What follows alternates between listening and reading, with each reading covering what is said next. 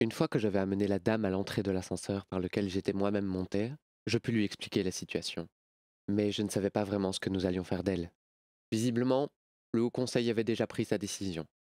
Des gardes vinrent assez vite la chercher et la mener avec les autres esclaves. Elle tenta de rouspéter, mais leur Il en va de la sécurité de toute la place forte fut plus fort que tous les arguments qu'elle aurait pu sortir. Elle se laissa embarquer, non pas sans faire savoir son désaccord. C'est alors que Monsieur Loyal fit son apparition. Très impressionnant, lieutenant Tadara, dit-il en allant vers sa loge. Mais méfiez-vous, tous ne pourraient pas totalement être de votre côté.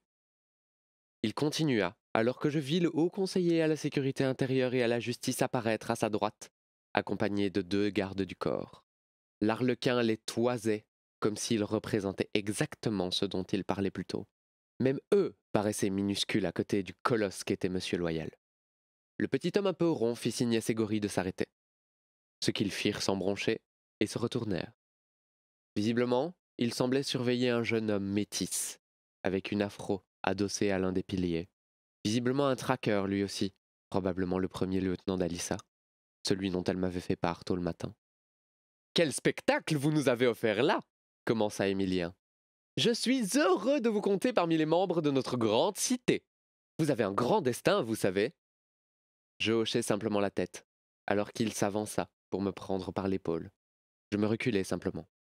Il écarquilla les yeux et se ravisa en secouant la tête. Bien sûr, je ne me suis même pas présenté. Pardonnez-moi, je suis très tactile. Emilien Van Dyne, conseiller à la justice et responsable de la sécurité intérieure. Je vis alors que l'homme adossé au pilier venait de se réinstaller et avait la main posée sur son arme, une dague accrochée à sa sacoche de cuisse. Les gorilles, quant à eux armés de pistolets cachés sous leur costume, ne semblaient pas avoir bronché. Je suis chargé de protéger tous mes concitoyens et de veiller à ce que ceux qui transgressent les lois ne soient pas laissés impunis. Vous m'aviez l'air de vous être rapproché de mademoiselle Guz hier soir. Vous auriez même passé la nuit chez elle, à ce que l'on m'a dit. Je le regardais en souriant, comme je savais si bien faire avec les bureaucrates. En effet, mademoiselle Guz semblait particulièrement intéressée par mon expertise sur la raison de la chute de Beluga. Et elle a eu vent que mon escouade et moi avions quitté la place forte en dernier. Elle m'a donc demandé des informations complémentaires et un rapport détaillé. Mentis-je sciemment. Il plissa légèrement les yeux. Toujours aussi professionnel. Et pourquoi vous a-t-elle fait passer la nuit dans son appartement douta-t-il. Je savais pertinemment à quel jeu il était en train de jouer. Et je ne voulais en aucun cas lui apporter cette satisfaction. Simplement parce qu'une fois mon histoire terminée, elle ne jugea pas utile de me faire ramener à mon appartement de fortune. Elle préférait m'accueillir pour la nuit. Il hocha la tête. Elle a toujours eu un grand cœur. Mais ne vous laissez pas abuser non plus. Vous avez vos droits. Et bien qu'elle se soit déjà arrangée pour vous avoir dans sa poche, elle usera de tous les stratagèmes possibles pour vous garder dans ses filets. Quoi qu'il en soit, il vous faut accomplir votre mission, tout comme moi. Nous nous reverrons, Elisabeth. Il claqua des doigts, et ses gorilles se remirent à le suivre vers une autre aile du sous-sol. Probablement là où les hauts conseillers avaient accès à leur loge, sans avoir à se mêler de la foule. J'étais perplexe de cette rencontre. Cet homme avait simplement l'air d'un homme politique comme les autres. Mais j'avais une étrange sensation, comme s'il cherchait à m'écarter de ce que j'avais à faire. Il me semblait bien trop théâtral pour être tout à fait transparent. Le jeune homme métis qui attendait contre le pilier se redressa, regardant les 3 hommes s'écarter de moi. Il s'avança d'un pas sûr de lui. Il avait une démarche digne et avait la main sur son arme, comme le font souvent les autorités dans les grandes places fortes.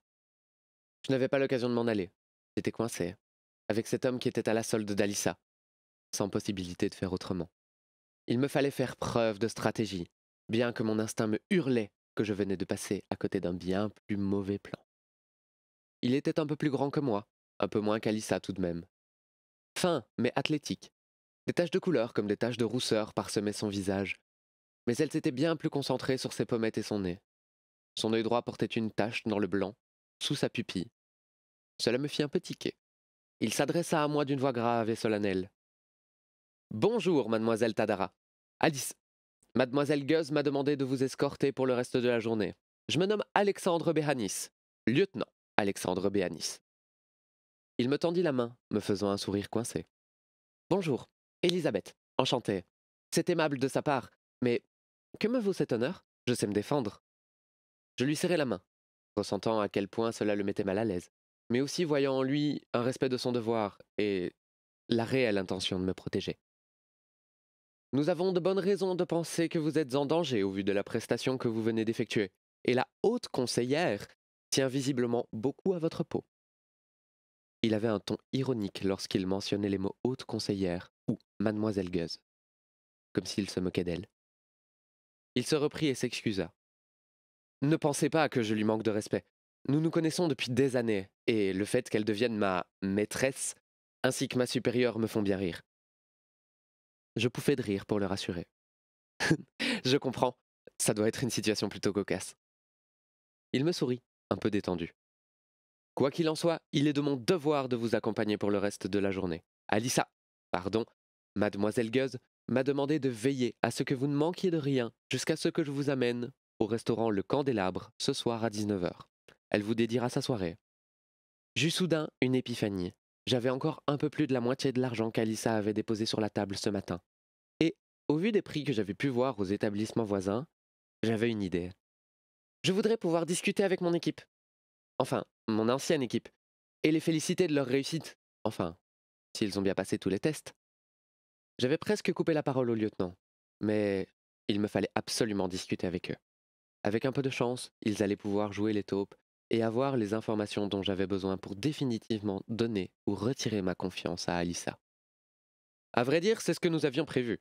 Je peux, si vous voulez, leur confirmer le rendez-vous dans un bar isolé non loin du guillotiné. Ce sera parfait, je vous laisse me guider alors. Nous nous mîmes en route, pendant qu'il passait une communication à ce qu'il me sembla être Nathaniel.